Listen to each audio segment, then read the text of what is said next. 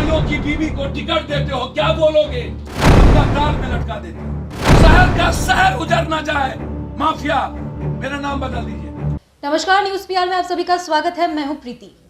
जाप सुप्रीमो पप्पू यादव ने एक बार फिर से नीतीश सरकार पर निशाना साधा, लेकिन इस बार उन्होंने विपक्ष को भी आड़े हाथों लिया है। उन्होंने तेजस्वी यादव को आड़े हाथों लिया कि ये राघोपुर उनका क्षेत्र है, लेकिन यहाँ पर एक छोटी सी बच्ची के साथ रेप हो जाता है, मासूम के साथ, लेकिन वो उनके पीड़ित परिजनों से भी मिलने नहीं जाते। इसके अलावा उन्होंने गृह राज्य मंत्री नित्यानंद राय को भी खूब खरी खोटी सुनाई है। अब सबसे पहले पप्पू यादव के इस प्रेस कॉन्फ्रेंस में दिए गए बयानों को सुनिए। कल बक्सर में 6 लड़कों ने बलात्कार किया एक स्कूल छात्रा के साथ। एक नवविवाहित लड़की के साथ बलात्कार किया कल मोतिहारी में। और वैशाली में जहां विपक्ष का नेता और जहां भाजपा की गृह मंत्री, जिस गांव के भाजपा के विधायक महनार पातेपुर में, जब राजस्थान के अलवर में सीबीआई इंक्वायरी हो सकती है, प्रियंका गांधी जब एक पीड़िता की मां को टिकट दे सकती है, तो फिर वैशाली में 6 बलात्कार। 3 महीना पहले एक मासूम 8 साल के साथ बच्ची का बलात्कार, रिपोर्ट आ गया बलात्कार का। अब उसे केस उठाने की धमकी। कल हम राघोपुर गए थे। कहां है लाल बबुआ जी? कहां है वो बाबू जिसने शराब कानून बनाने में सपोर्ट किया, जो शराबी माफिया को टिकट देता है और बिहार में सिर्फ पॉलिटिकल स्टंट खेलता है? कहां गायब है राघोपुर से? ना पानी ना बाढ़। कहां गायब है वैशाली से? 20 साल के दलित बेटी के साथ क्यों वहां पर कोई दलित लीडर नहीं गया? जिस जात का दलित का बलात्कार होगा वो उसी जात का जाता है। क्या वैशाली रामविलास जी का नहीं था? 5 दिनों तक बलात्कार करता रहा। मां ने पूछी बेटी दे दो, तो बोला मन भरने दो तब देंगे। और उसके बाद उस बच्ची को मार दिया। क्या उस पर 2 महीने के अंदर फांसी की सजा नहीं होनी चाहिए? क्यों भाजपा के लोग चुप हैं?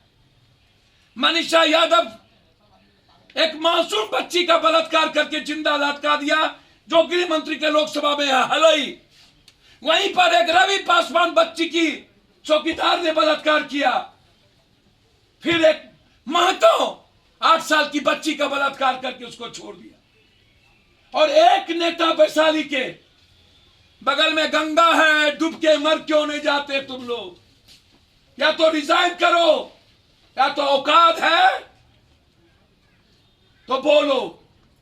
बलात्कारियों की बीवी को टिकट देते हो, क्या बोलोगे?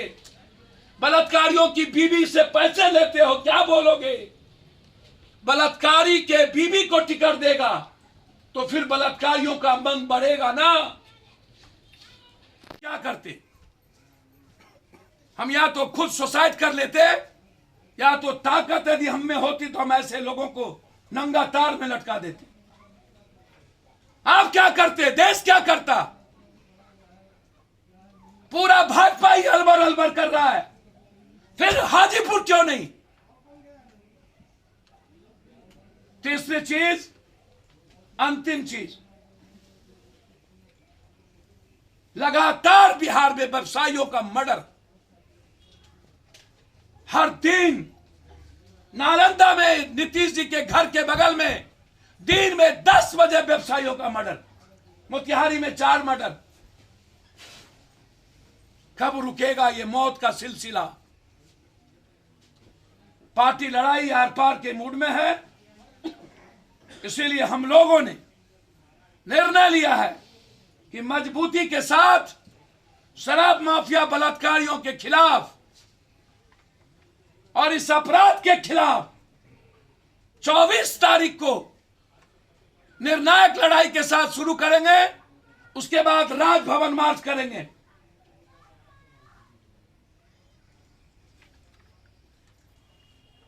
भाजपा को गाली गलौज देने से पहले जरूरत है नीतीश जी से आप इस्तीफा वापस लो। आपके आंख में पानी नहीं है, सर्व से मर गया।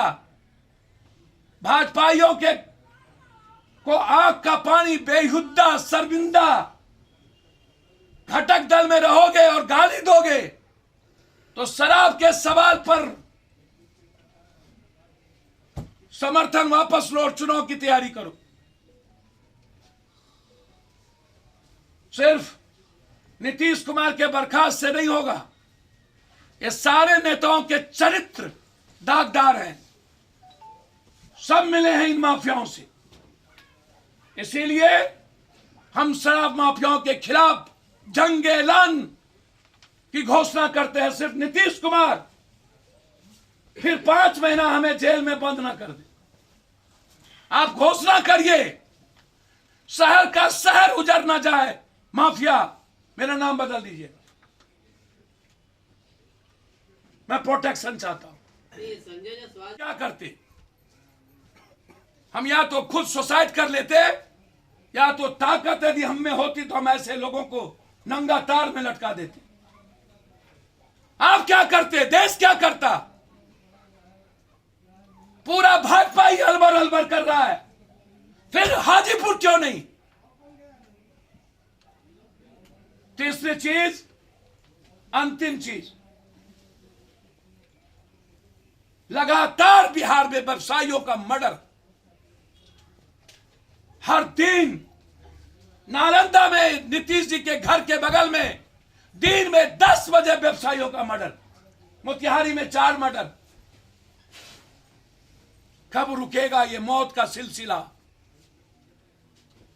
पार्टी लड़ाई आर पार के मूड में है, इसीलिए हम लोगों ने निर्णय लिया है कि मजबूती के साथ शराब माफिया बलात्कारियों के खिलाफ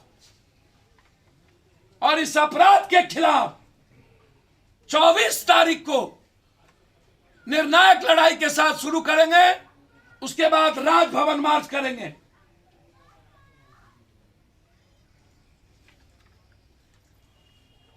भाजपा को गाली गलौज देने से पहले जरूरत है नीतीश जी से आप इस्तीफा वापस लो। आपके आंख में पानी नहीं है, सर्व से मर गया।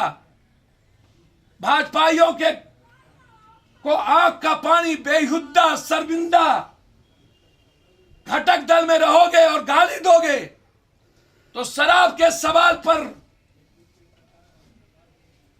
समर्थन वापस लो और चुनाव की तैयारी करो।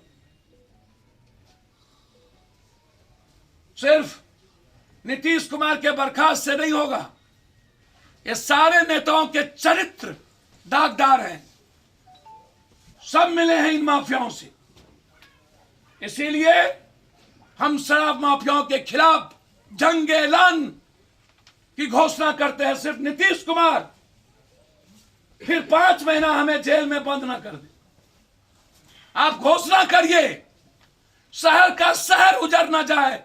माफिया, मेरा नाम बदल दीजिए,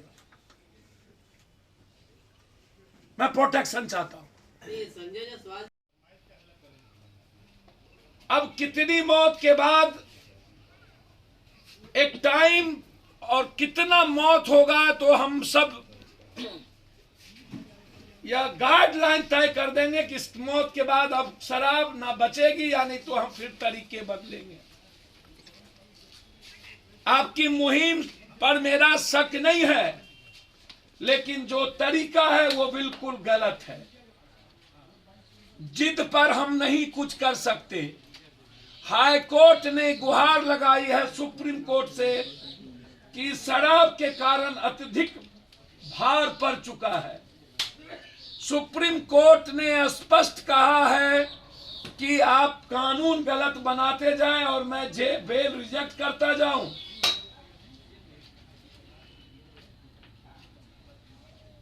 बीजेपी जो सबसे बड़ी घटक दल है, वो लगातार नारी खोखी की लड़ाई जो गांव में होती है, नूरा कुश्ती, वो कंप्लीट रूप से उनके नेता शराब बेचवाने में, बनाने में, शराब लाने में इन्वॉल्व हैं। 4 दर्जन से अधिक बीजेपी के नेता शराब पीने में, बेचवाने में, शराब पीने में पकड़ा चुके हैं।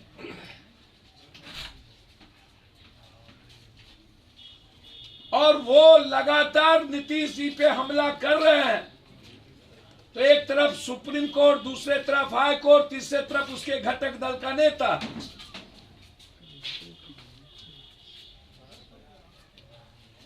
संजय जायसवाल जी लगातार कह रहे हैं कि प्रशासन मिली हुई है। तो क्या प्रशासन में सिर्फ थानेदार हैं कि डीआईजी भी, एसपी भी, जो प्रभारी मंत्री हैं वो बीजेपी के नहीं हैं, जिनको जांच करने की जिम्मेदारी दी गई है? ये जो प्रभारी मंत्री हैं, क्या वो जिम्मेदार नहीं होना चाहिए? क्या वहां के एसपी जहां भी शराब बिक रही है, जो शराब बेच रहे हैं, उन माफियाओं का पता है? एसपी, कलेक्टर, वहां के लोकल एमएलए, एमपी, वहां के मेयर, वहां के मंत्री, प्रभारी, सबको पता है कि इन माफियाओं की, बिना थानेदार के इन माफियाओं की, इन शराब माफियाओं का दुकान नहीं चलता। सिर्फ थानेदार को ही सस्पेंड क्यों? पैसा ऊपर से नीचे जाता है। 300 मीटर पर नालंदा के एसपी डीएम का घर है और वहां 15 लोग मर चुके लगभग सरकारी आंकड़े के मुताबिक, लेकिन 25 से ऊपर वहां मौत है। 15 लोगों को कल हमारी टीम, हम और युवा अध्यक्ष राजू दानवीर जी, वहां के जिला अध्यक्ष, कई टीम, हम लोग वहां गए थे। लगभग 13 परिवार को 20-20 हजार रुपया हम लोगों ने, 10-10 हजार रुपया हाथ में, 10,000 रुपया उसके अकाउंट में। लेकिन जो संजय जायसवाल जी आज ट्वीट किए हैं कि नीतीश कुमार जी 2005 की स्थिति ना मुख्यमंत्री आवास की हो जाए, तो संजय जायसवाल जी क्या 2005 में आप राजद के हिस्से थे कि नहीं? आप राजद से चुनाव आप और आपके पिताजी लड़े थे कि नहीं? क्या संजय जायसवाल जी आप उस जंगल राज के हिस्से थे या नहीं? और यदि आप कहते हैं कि जो शराब पी के मरेगा मैं उसके साथ हूं, तो क्या आप नालंदा जाएंगे और उस परिवार को क्या 1-1 लाख रुपया मुआवजा देंगे? मैं चाहता हूं घटक दल के मंत्री और अध्यक्ष नालंदा जाए। सबसे ज्यादा बिहार में जहरीली शराब और उसकी फैक्ट्री कहीं है तो वो नालंदा, सोसरा और हरनौत में पूरा का पूरा इलाके का बंदरबांट। इसीलिए हम लगातार शराब से जहां जहां मरे हैं, पहले भी सभी जगह 20-20 हजार रुपया हमने मदद की है उसकी जिंदगी के लिए, क्योंकि 99% दलित है, गरीब है। जननायक कर्पूरी ठाकुर की जयंती 24 जनवरी 2022 को हमारी पार्टी ने जहरीली शराब के खिलाफ मृतकों को, परिवार को 5 लाख और जिम्मेदार लोगों को गिरफ्तार और सस्पेंड करने, ड्रग्स माफिया को, शराब माफियाओं की गिरफ्तारी के खिलाफ राज्यव्यापी धरना देगा। यही हमारा उनके जयंती पर, पुण्यतिथि पर संकल्प होगा।